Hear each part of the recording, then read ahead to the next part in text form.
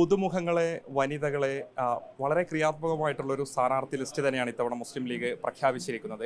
ഏറെ പ്രോസസ്സിനൊടുവിലാണ് ഈ പ്രഖ്യാപനം എന്നുള്ളത് സാദിഖ് അലി തങ്ങൾ തന്നെ പറഞ്ഞിരുന്നു. പ്രൊഫഷണൽ ആയിട്ടുള്ള പരിശോധനകൾ ഉൾപ്പെടെ ഇക്കാര്യത്തിൽ നടന്നു എന്നുള്ളതാണ് സാദിഖ് അലി തങ്ങൾ തന്നെ വ്യക്തമാക്കിയിരുന്നത്. പ്രഖ്യാപനം നടത്തിയ മുസ്ലിം ലീഗിന്റെ സംസ്ഥാന പ്രസിഡന്റായിട്ടുള്ള സാദിഖ് അലി ശിഹാബ് തങ്ങൾ നമ്മളോടൊപ്പം ചേരുന്നുണ്ട്. ഈ പട്ടിക വന്നതിനു ശേഷം വലിയ സ്വീകാര്യതയാണ് വിവിധ കോണുകളിൽ നിന്ന് ലഭിച്ചുകൊണ്ടിരിക്കുന്നത്. മുസ്ലിം ലീഗിന്റെ ചരിത്രത്തിൽ തന്നെ ആദ്യമായിട്ട് 2 വനിതകൾ ഉൾപ്പെടെ സ്ഥാനാർത്ഥിയാക്കി എന്നുള്ളത്. എങ്ങനെയായിരുന്നു ഈ അവസാന അന്തിമ പട്ടികയിലേക്ക് എത്തുന്നത്? അതായത് ഞങ്ങൾ എല്ലാ പാർട്ടിയുടെ എല്ലാ ഘടകങ്ങളുമായിട്ടും വളരെ സമയമെടുത്തുകൊണ്ട് തന്നെ കൂടിയാലോചനകൾ നടത്തിയിട്ടുണ്ട്. മണ്ഡലം തലങ്ങളിൽ, ജില്ലാ തലങ്ങളിൽ, ചിലപ്പോൾ പഞ്ചായത്ത് തലങ്ങളിലൊക്കെ തന്നെ പാർട്ടിയുടെ പ്രത്യേകമായിട്ടുള്ള നേതാക്കന്മാരെയും ഘടകങ്ങളെയും ഒക്കെ പ്രത്യേകമായി പരിഗണിച്ചുകൊണ്ട് തന്നെ അവരുടെ അഭിപ്രായങ്ങളൊക്കെ സ്വീകരിച്ചു. പിന്നെ നിലവിലുള്ള MLA-മാരുടെ അഭിപ്രായങ്ങൾ, അതുപോലെ സംസ്ഥാന ഭാരവാഹികളുടെ അഭിപ്രായങ്ങൾ, കൂടുതൽ മത്സരിക്കുന്ന ജില്ലകളിലെ ഭാരവാഹികളുടെ അഭിപ്രായങ്ങളൊക്കെ കേട്ടുകൊണ്ടാണ്, അതൊക്കെ മനസ്സിലാക്കിക്കൊണ്ടാണ് ഇപ്പോൾ നമ്മൾ അന്തിമ സ്ഥാനാർത്ഥി ലിസ്റ്റിന് രൂപം കൊടുത്തത്.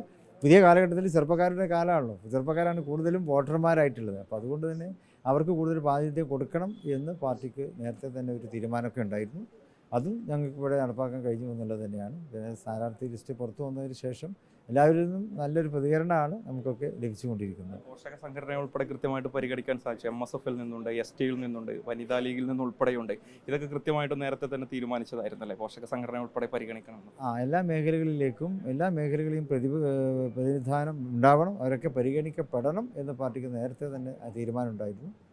അതൊക്കെ തന്നെ ഇപ്പോൾ നമുക്ക് നടപ്പിലാക്കാൻ കഴിഞ്ഞിട്ടുണ്ട്.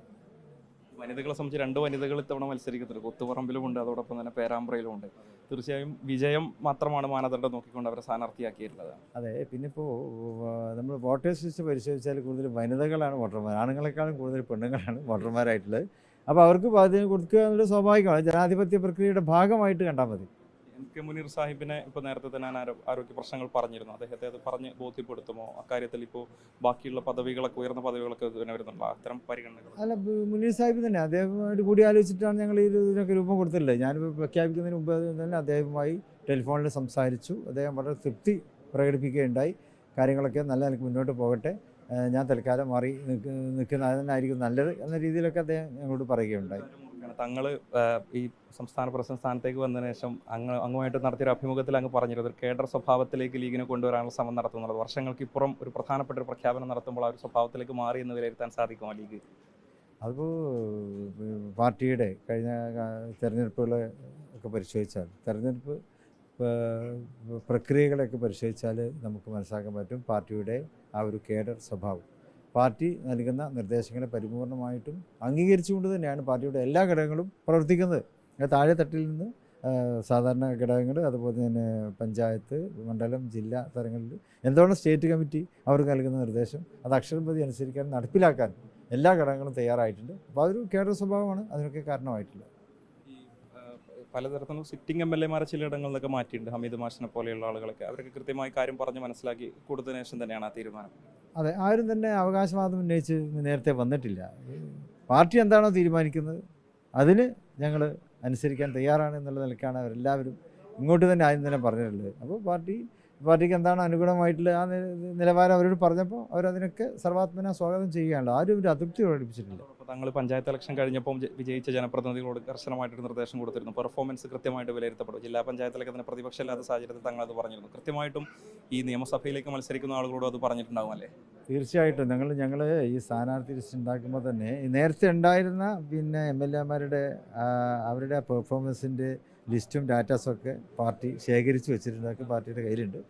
അത് ചിലവരെ ഞങ്ങൾ അങ്ങോട്ട് ബോധ്യപ്പെടുത്തി കൊടുക്കുകയുണ്ടായി, ആവശ്യം എന്ന് തോന്നുന്ന ആൾക്കാർ.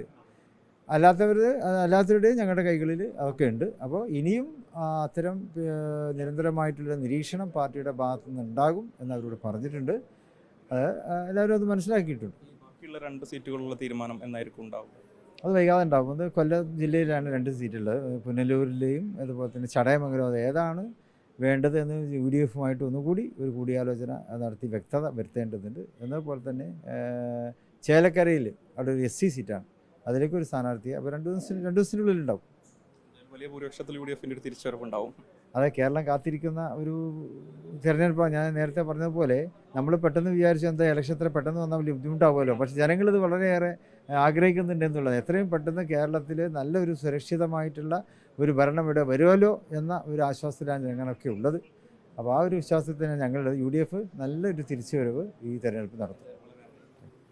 തീർച്ചയായും വിശദമായിട്ടുള്ള പഠനങ്ങൾ, പ്രൊഫഷണലായിട്ടുള്ള പരിശോധനകൾ ഉൾപ്പെടെ പൂർത്തിയാക്കി കൂടിയാലോചനകൾ ഉൾപ്പെടെ നടത്തിയതിനു ശേഷമാണ് സ്ഥാനാർത്ഥി പ്രഖ്യാപനം നടത്തിയിട്ടുള്ളത് എന്നുള്ളത് തന്നെയാണ് സാദിഖ് അലി ശിഹാബ് തങ്ങൾ പറയുന്നത്. UDFനെ സംബന്ധിച്ച് തിരിച്ചുവരവ് അനിവാര്യമാണ്. അത് വലിയ ഭൂരിപക്ഷത്തിൽ വലിയ വിജയങ്ങൾ നേടിക്കൊണ്ട് തന്നെ സാധിക്കുമെന്നുള്ളതാണ് സാദിഖ് അലി ശിഹാബ് തങ്ങൾ നമ്മളോട് വ്യക്തമാക്കുന്നത്. വീഡിയോ ജേർണലിസ്റ്റ് ഉണ്ണിത്തുപൂരിനൊപ്പം reporter Mubashir P Akbar, reporter Malappuram.